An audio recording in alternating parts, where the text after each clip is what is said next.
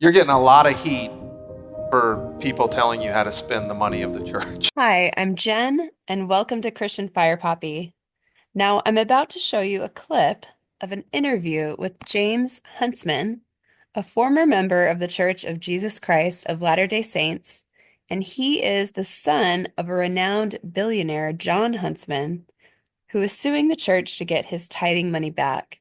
Now, I'm sharing this as an example of how oftentimes these cases come not from a sincere pursuit of justice, but from individuals with bitter feelings looking for ways to harm the church.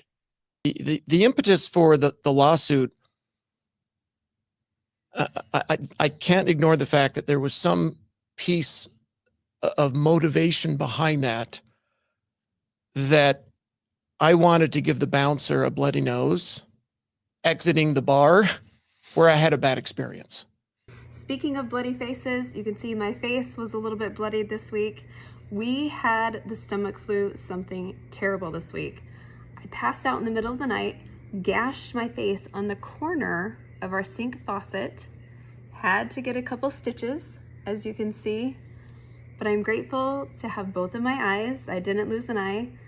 That is a blessing, and I'm feeling better and ready to share with you guys about a topic that is near and dear to my heart, which is tithing.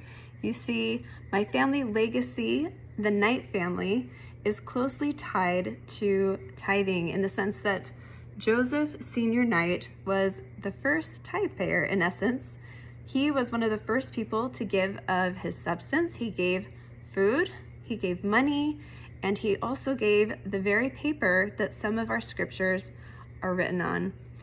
And he did this knowing that the blessings of God would flow. And so I just wanted to join my testimony in with the legacy of my ancestors and say that tithing has blessed my life in a way that I couldn't possibly explain in this video. You see, we have not always been in the position where we are now.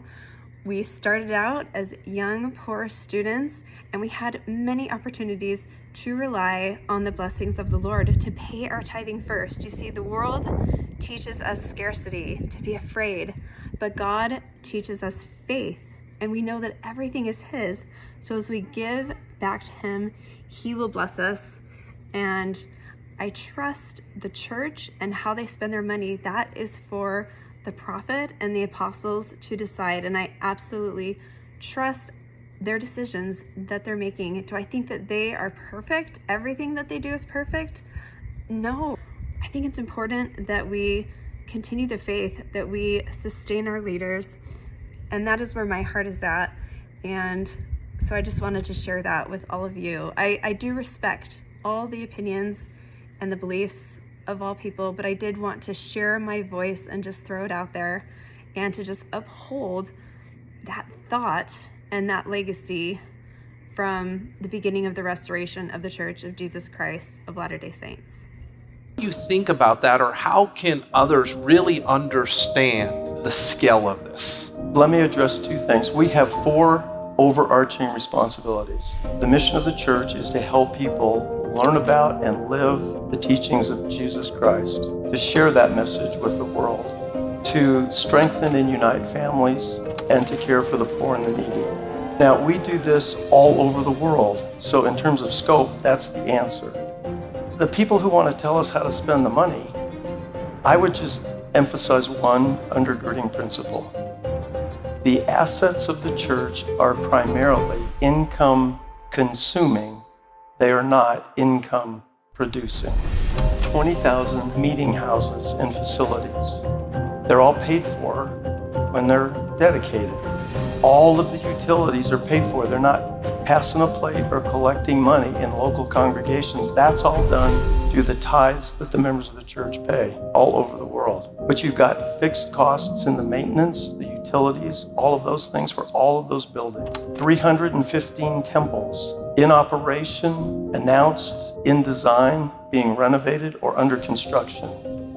4 major institutions of higher education. You don't have to be an accountant to figure out. Those are some big dollars. So when people say, well, what do you do with all that money? Well, There's an episode in the Old Testament about Joseph, who interpreted a dream for the Pharaoh, that there were 7 years of plenty and 7 years of famine. And in the years of plenty, you better prepare for the years of famine.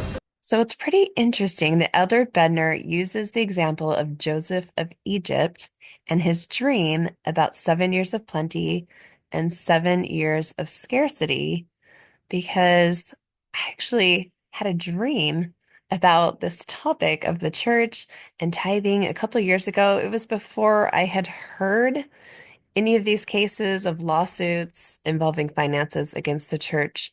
And it was a very short dream, and in it, I saw some dark, shadowy men hiding in the corner, and they were discussing ways that they could best hurt the church. And they had decided that financial warfare was the best route.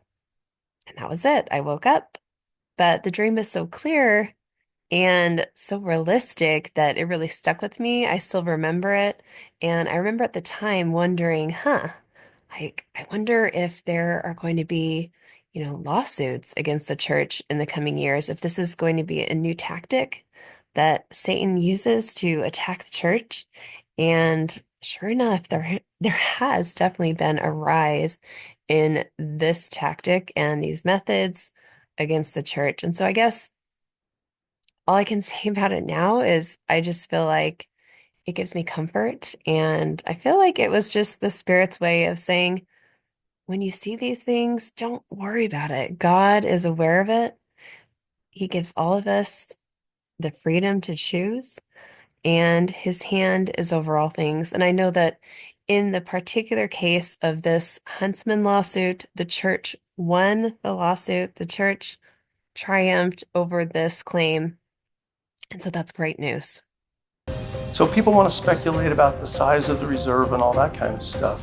$1 billion assisting poor and needy people all over the world annually, $1 billion for education.